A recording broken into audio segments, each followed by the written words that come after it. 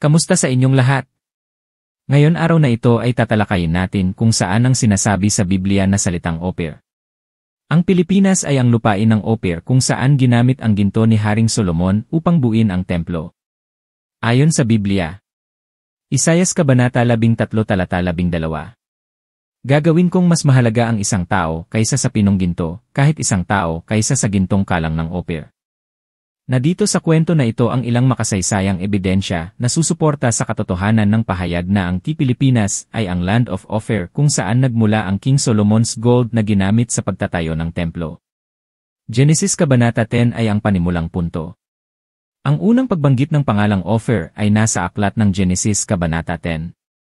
Pagkatapos mismo ng malaking baha ni Noah, habang ang mundo ay kailangang muling puntahan, ang lahat ng mga bansa ay nagmula sa tatlong anak ni Noah, Shem, Ham at Japhet.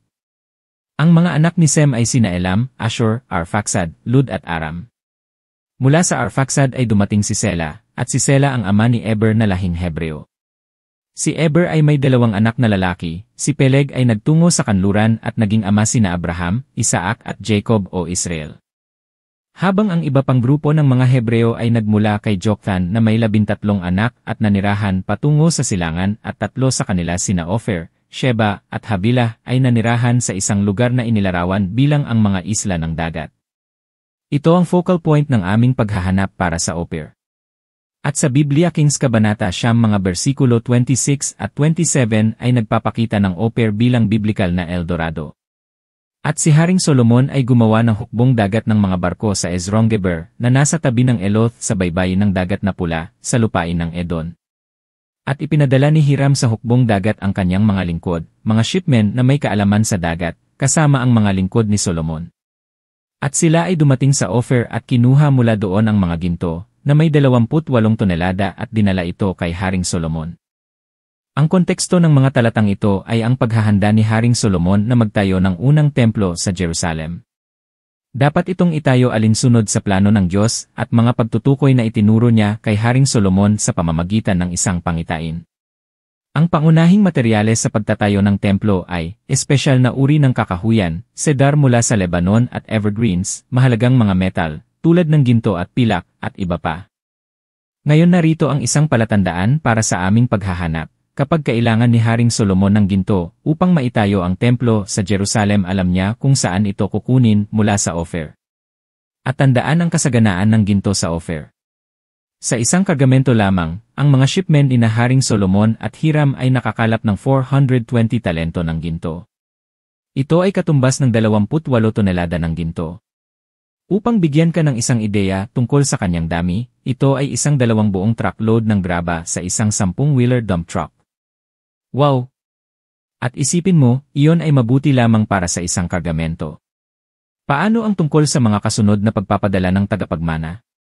Dahil sigurado ako na ang mga shipmen na iyon ay bumalik sa Ophir at nangalap ng mas maraming ginto hanggang sa makumpleto nila ang gintong kinakailangan para sa pagtatayo ng templo. Ang punto ng bagay dito ay, naroon ang lupain ng Ophir kung saan ipinadala ni Solomon ang kanyang mga tauhan ng hukbong dagat upang mangalap ng ilang ginto na gagamitin sa pagtatayo ng templo. Ito ay hindi isang alamat o isang alamat lamang. Ito ay isang matibay na makasaysayang ebidensya na ang lupain ng Ophir ay talagang umiral. Ang pagtanggi sa pagkakaroon ng Ophir ay katumbas ng pagtanggi sa pagkakaroon ni Haring Solomon, ang templo na itinayo niya sa Jerusalem na dahil dito ay magreresulta sa pagtanggi sa katotohanan ng mga salita ng Diyos.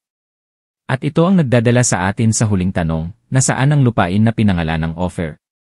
Umiiral pa ba ito ngayon? Kung saan o ano ang Ophir ngayon?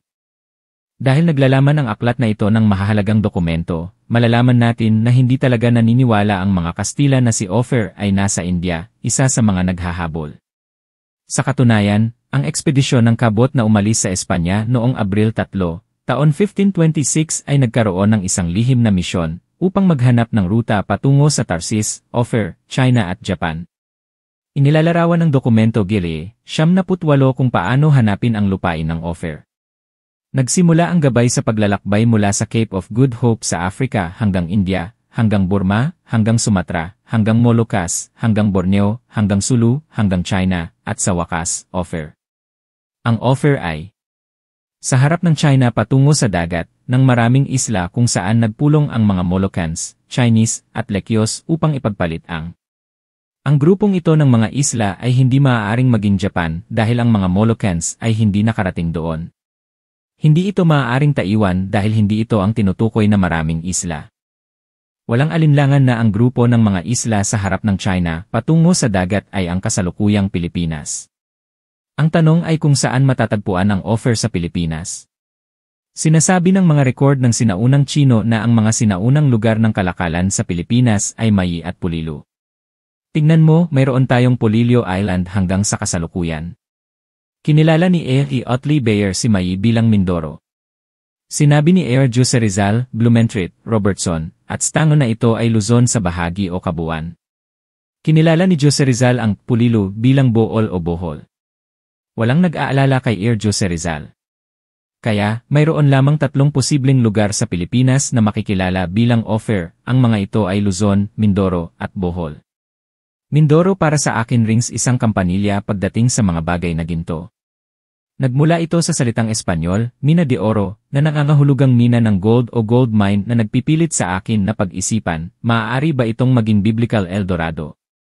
Ang isang napakakumbinsi na patunay ng paninirahan ng mga Hudyo o maging ang mga sinaunang Hebreo sa Pilipinas ay ang mga bakas ng wikang Hebreo sa ating sariling wika. Sa katunayan, ang ilang mga bundok at lugar sa Pilipinas ay nagtataglay pa rin ng kanilang orihinal na mga pangalang Hebreo hanggang ngayon. Basahin ang listahan sa ibaba. Mount Pulag, isang variant na pangalan ng Peleg sa Gen 10 ng ang mga bansa ay hinati, sa Tagalog, ito ay nangangahulugang glare o nakasisilaw na light. Sa paanan ng Ehi, ang Pulag ay isang kuweba na pinangalan ng kabayan, sa Hebrew, Tsabayan na nangangahulugang Ia has hidden o itinago ng Diyos. Nakatago ano? May mga fire mummy sa kuwebang ito na napreserba, katulad ng sa sinaunang Egypt. Sagada sa Hebrew, saga, laud, praise and exalt at yada, to know praise. Marami pa ring mga salitang Filipino na nagtataglay ng kanilang kahulugang Hebreo. At nais kong imungkahi sa puntong ito na ang ating sariling mga linguist na Pilipino, ang mga nagtatrabaho sa suryan ng wikang pambansa, ay dapat gumawa ng collaborative na pananaliksik sa bagay na ito at subukang makabuo ng hindi bababa sa isang kompendyum ng mga salitang ito upang magsilbing sanggunian sa hinaharap. Ang pagkakaroon ng lupain ng offer ay isang katotohanan. Ito ay hindi isang alamat o isang alamat lamang. Ito rin ay isang katotohanan na mayroong maraming mga claimant ng title, tulad ng mga bansang nabanggit sa simula. Gayunpaman, ang bakas pabalik na ginawa namin ay tumutukoy lamang sa isang solong katotohanan at katotohanan, na ang Pilipinas ay ang biblikal na lupain ng offer kung saan nagmula ang ginto ni Haring Solomon na ginamit sa pagtatayo ng dakilang templo sa Jerusalem. Ang pagtanggi o reputasyon sa katotohanan ito ay ang pagtanggi sa mga umiiral na makasaysayang salaysay at ebidensyang ipinakita. Ito rin ay katumbas ng pagtanggi na ang Pilipinas ay isang grupo ng mga isla sa malayong silangan sa harap ng China. Ano ang ibig sabihin ng mga impormasyong ito sa ating mga Pilipino? Na ang ating bansa ay talagang pinagpala ng kayamanan ng lumikha, na, nang hindi nalalaman, siya ay may malaking kontribusyon sa pagtatayo ng dakilang templo ni Haring Solomon sa Jerusalem, Israel. Pagpalain ng Diyos yan sa Pilipinas. At diyan nagtatapos ang ating isang makasaysayang kwento tungkol sa offer. Napakaswerte ng bansang Pilipinas dahil pinagpala ito ng ating Panginoon. Maraming salamat sa lahat ng nag-follow, like at share. Abangan niyo po ang mga susunod na kwento. Hanggang sa muli.